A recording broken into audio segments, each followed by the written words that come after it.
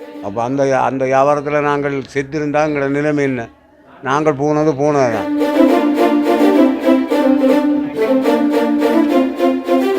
TV இந்த வருமானம் எவ்வளவுன்னு பார்த்து சொல்லல. இந்திய மாதிரி வருமானங்கள் இப்போ இல்லை, சிலவு கூட தொழில். நாங்கள் ஐயா இப்போ நாங்கள் விற்கிற மீனை இவை குத்தகை எல்லாம் காலமே பின்னேரம் கேட்கினா அது பெரிய உழைக்கலாது. 300 கொடுத்து 500 உழைச்சி 300 அஞ்சால கொடுத்துட்டு 200 காணுமே ஜிபிஎஸ். யாழ்ப்பாணம் மீன் உற்பத்தியின் மிகவும் முக்கியமான ஒரு பங்கு வகிக்கிறது தான் காக்கதீவு கடற்கரை. அந்த காக்கதீவு கடற்கரையினுடைய மீன் சந்தைக்கு அருகாமையில் இருக்கிறோம். இப்போ தான் நிறைய கடற்தொழிலாளர்கள் தங்களுடைய வேலைகளை எல்லாத்தையும் முடிச்சுட்டு இப்போ வீடு திரும்பிய வண்ணம் இருக்கிறார்கள் அல்லது கரைக்கு வந்த வண்ணம் இருக்கிறார்கள். இந்த வேளையில் வந்து நம்மள பல பேருக்கு வந்து நம்ம அனைவரில் அன்றாட உணவுகள்லையோ அல்லது ஒரு வாரத்திலேயோ கண்டிப்பாக வந்து மீன் உணவு இருக்கும் அல்லது கடல் அல்லது கடல் சார்ந்த உணவுகள் இருக்கும். ஆனால் இப்போ எல்லாம் எங்களோட வீடுகள் தேடியே அல்லது ஒரு மத்திய நிலையங்களுக்கே அவை வந்து விடுவதால் அதுக்கு பின்னால் இருக்கக்கூடிய தொழிலாளர்களுடைய கஷ்டங்கள் என்னென்ன மாதிரியான அவர்கள் தொழில்களை செய்கிறார்கள் என்றெல்லாம் இன்றைய சமுதாயத்தில் பல பேருக்கும் தெரிஞ்சிருக்க வாய்ப்பு இல்லை. எனவே அவர்கள் எவ்வளவான கஷ்டங்களை படுறார்கள், இந்த இது கரை வந்து இந்த கடல் சார்ந்த உற்பத்திகளை எல்லாம் கரை வந்து சேர்வதற்குள்ள அவர்கள் செய்யக்கூடிய வேலைகள் என்ன என்பது தொடர்பாக வந்து நான் கலந்துரையாட போகிறோம். ஒவ்வொருத்தரோடையும் கலந்துரையாட போகிறோம். வாங்க நிகழ்ச்சிக்குள்ளே போகலாம்.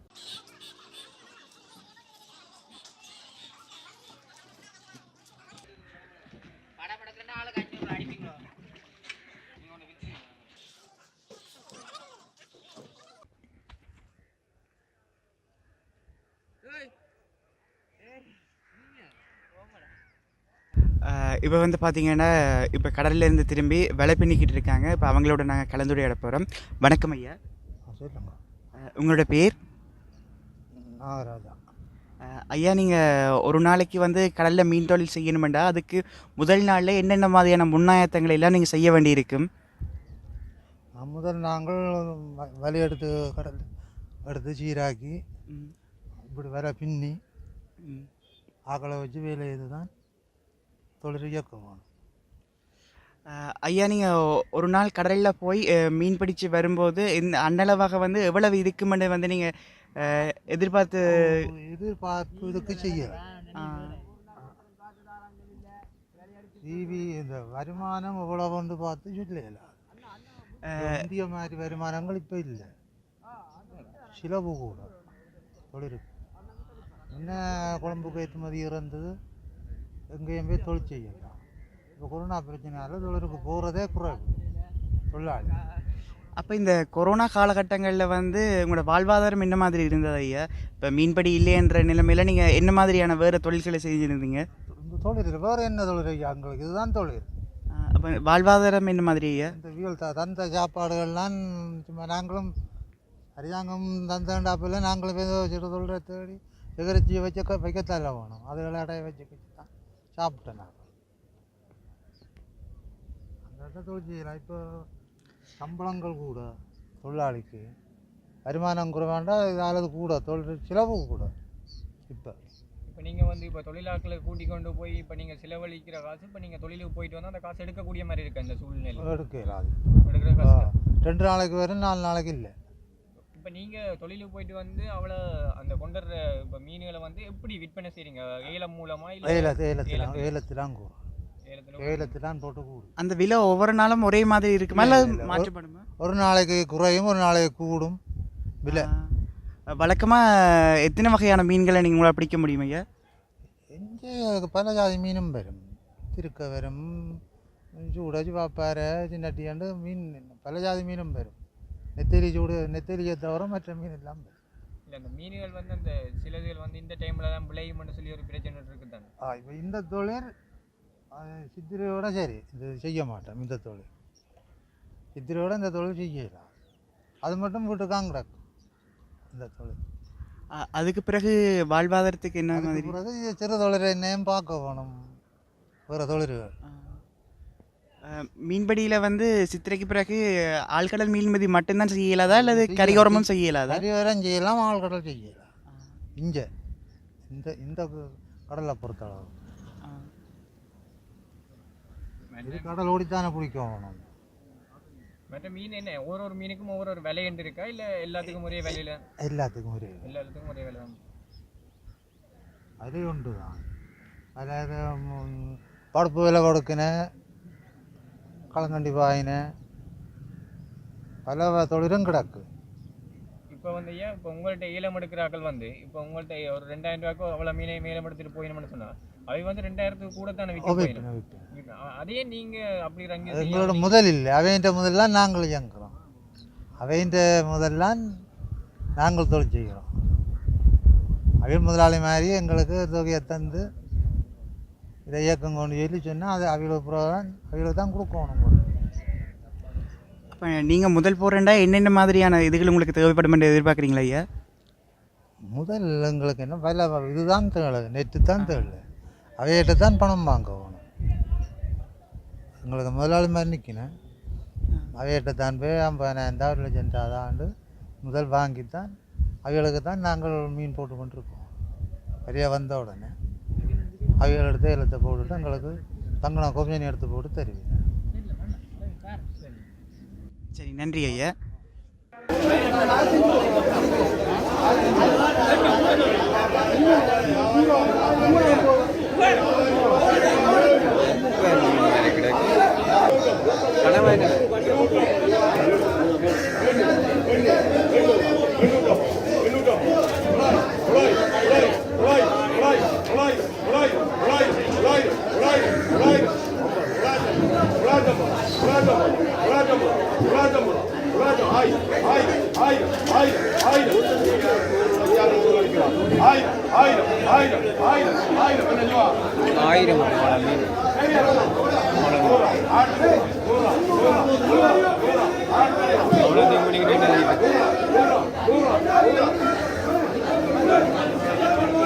நீளம் போடுறாங்க போட்டு முடிஞ்சு என்ன சரி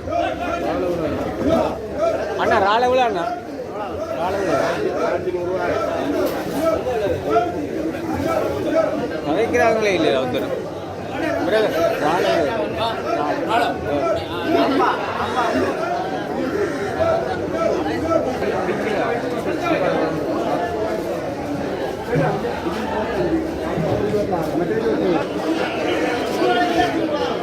அந்த இது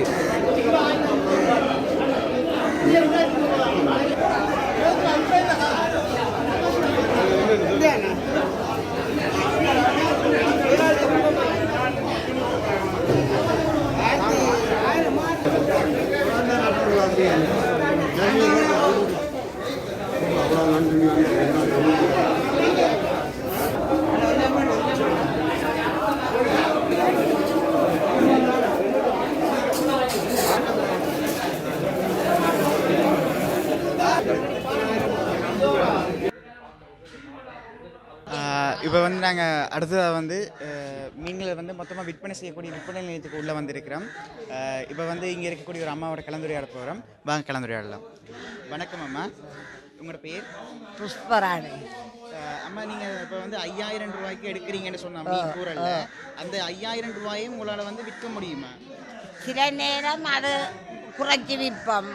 நட்டம் பெறும். 1000, 300, 400, 500 நட்டம் பெறும். நாங்கள் போட்டு கட்ட வேணும் அடுத்த நாளைக்கு. அப்போ சில நேரம் அந்த 5,000, 5,500 விற்கிது. இப்போ வந்து ஒரு நாளில் மிஞ்சிற மீனை வந்து அடுத்த நாளைக்கு வந்து உங்களால் வந்து பதப்படுத்தியில் குளிர் சாதன பெட்டிகளில் வைக்கக்கூடிய வசதிகள் இருக்குதா? அல்லது இப்போ பின்னேற மீன் ஐஸ் அடி அது 150 ஐஸ் எடுத்து பின்னேறதுக்கு இடையில விற்க வேணும். அந்த மீன் ஐஸ் அடிச்சு போட்டு அடுத்த நாளைக்கு வந்து பதப்படுத்தி விற்கலாம்.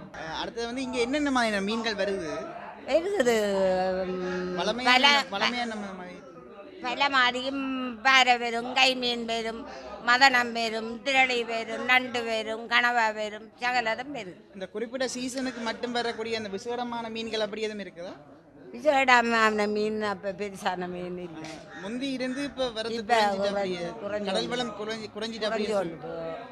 சரிம்மா, இந்த கொரோனா காலகட்டம் இருந்தது தானே, அந்த கொரோனா காலகட்டத்தில் வந்து இந்த தொழில் உங்களால் செய்யக்கூடியதாக இருந்ததா?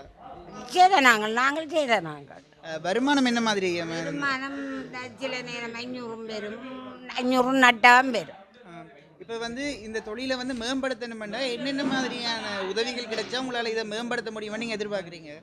நாங்கள் ஐயா இப்போ நாங்கள் விற்கிற மீனை இவ குத்தகை எல்லாம் காலமே பின்னேரம் கேட்கினா அது பெரிய உழைக்கலாது 300 கொடுத்து 500 உழைச்சி 300 அஞ்சால கொடுத்துட்டு 200 காணுமே ஜிபிஎத்து பத்தாது அப்போ என்ன செய்கிறது அவையிட்ட நாங்கள் போக வேண்டியதா கிடக்குது. நிவாரணங்கள் அப்படி எதுவும் கிடைக்கிறதா? ஒன்றுமே இல்லை. ஒரு நிவாரணம் ஒன்றும் எங்களுக்கு கிடைக்கும். நன்றி அம்மா. எங்களோட நிறைய விடயங்களை வந்து அம்மா கலந்துரையாடிக்கிட்டு இருந்தாங்க. நாங்கள் தொடர்ந்து நிறைய பேரை சந்திக்கலாம். வாங்க போகலாம். எங்களுக்கு வீட்டை இந்த அடிக்கிற அளவு வேண்டும் இல்லை வரும். நீங்கள் வந்து இதுக்கு தான் எடுப்பீங்க, ஏலத்துக்கு தான். ஏலத்துக்கு இப்போ 5000 10,000 சொல்லி ஏலத்துக்கு ஏலத்துக்கு தான் ஐயா நாங்கள் எடுக்கிறது. எடுத்து நாங்கள் விற்று இதை பின்னரம் வந்து காலம் வந்து எல்லாம் விற்று தான் ஐயா. இதில் மிச்ச லாபம் இந்த மாதிரின்னு தெரியாது. பிறகு தான் கணக்கு பார்க்க தெரியும். 500,000 ரூபா உழைப்போம், இல்லை சின்ன 500,000 ரூபாய் நட்டவும் படுவோம். எனக்கு 63. எத்தனை வருஷமாக இந்த கடத்தொழிலில் ஈடுபடுறீங்க? நான் ஒரு 40 வருஷம் கடத்தொழிலில் ஈடுபட்டினான். அதில் ஒன்றுமே ஒரு லாபமும் இல்லை, ஒரு மிச்சமும் இல்லை. நட்டப்பட்டதான் மிச்சம். மற்றது வியாபாரம் செய்தான் சும்மா அங்கனக்க எங்களுடைய சாப்பாடுக்கு சும்மா அங்கனக்கு உழைக்கிறேன். வேறு ஒன்றும் இல்லை. இது வரைக்கும் உங்களால் ஒரு தொகையை கூட சேமிக்க முடியலையா? ஒரு சேமிப்பு ஐயா வரும் இந்த லாபத்தில். 5-6 பேர் ஆக்கள் சேமிப்பு என்ன, தேங்காய் விலை என்ன, புளி விலை என்ன, அரிசி விலை என்ன, சீனி விலை என்ன, எல்லாம் பயங்கர விலை. உழைக்கிறதுல ஒரு கறி தான் உண்டு மிச்சம். கொண்டு வர லாபம் அந்த கறியும் அந்த இதுவும் தான் எங்களுக்கு மிச்சம். வேறு ஒரு லாபம் இல்லை, ஒரு இதில் ஒரு மிச்சமும் இல்லை. இந்த தொழிலை மேம்படுத்துறதுக்கு வந்து என்ன மாதிரியான திட்டங்கள் இல்லை என்ன மாதிரியான இதுகளை அரசாங்கம் எடுத்து இந்த தொழிலை உங்களால் மேம்படுத்த முடியுமா நீங்கள் எதிர்பார்க்கணும்? அரசாங்கம் ஐயா எங்களுக்கு அதை பதி இதை பதி என்று சொன்னதான் மிச்சம். எங்களுக்கு ஒன்றுமே தெரியல. மீனவர் சங்கங்கள் அப்படி எதுவுமே இல்லையா ஐயா? மீனவர் சங்கத்திலேயும் எங்களுக்கு ஒன்றுமே தெரியல. எங்களுக்கு சாவகடி சங்கத்தில் எங்களுக்கு சுண்ணாம்பு கூடி இல்லை ஐயா. நீங்கள் ஒன்றுமே கொடுக்காதுங்க அந்த சங்கத்துக்கு மாத்திரம். உண்மையைத்தான் சொல்கிறோம். அதில் உங்களுக்கு ஒன்றுமே ஒரு மிக கண்கூடி தெரியல எங்களுக்கு. அதில் தான் நாங்கள் இப்படி ஒரு சொல்கிற செய்து சும்மா சாப்பாட்டுக்கு கண்டாலும் அங்கே உழைக்கிறோம் ஐயா. என்ன ஐயா ஒரு இதில் எங்களுக்கு வீட்டை இருந்தோடனே என்ன நிலைமை செய்யலாம்ன்ட்டு தான் ஒளிம்பி ஓடி பாரோம் நாங்கள் இந்த தொடருக்கு. 365 நாளும் இந்த தொழிலை செய்யக்கூடியமா இருக்குமா ஐயா அல்லது இடையில?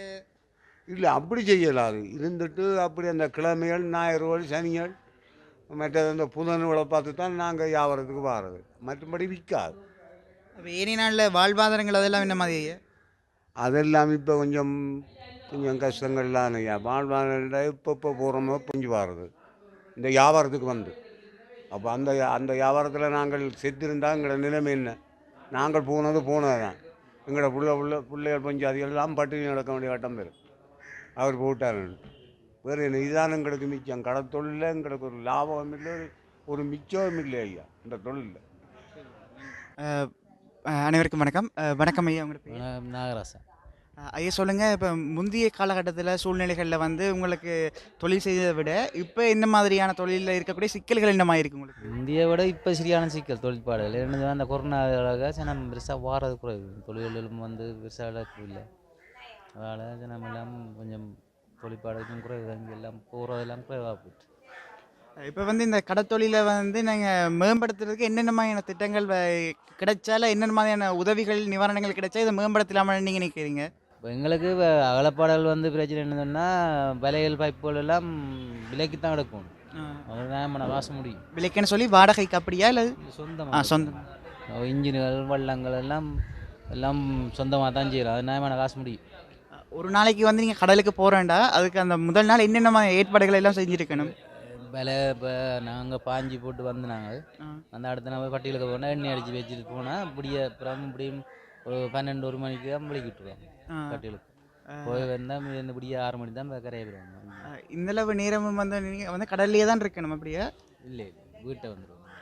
பட்டி பாஞ்சிட்டு குடியை வேலை பாய போனால் ஒரு 3 மணிக்கெலாம் வந்துடுவோம். பின்னர் 3 மணிக்கு வந்துடுவோம். வந்தான்னு சொன்னால் அப்புறம் அடுத்த நாள் போக மாட்டான். 5 போக மாட்டான். அது 2 நாள் கழிச்சு தான் போகிறது. சரியாக தான் எப்போ கொஞ்சம் பிரச்சனை இல்லை. 1-2 நாள் தான் இழுக்க போகிறது. 5 2-3 நாள் 2 நாள் இப்போ தான் விலை எடுக்க போகிறோம்.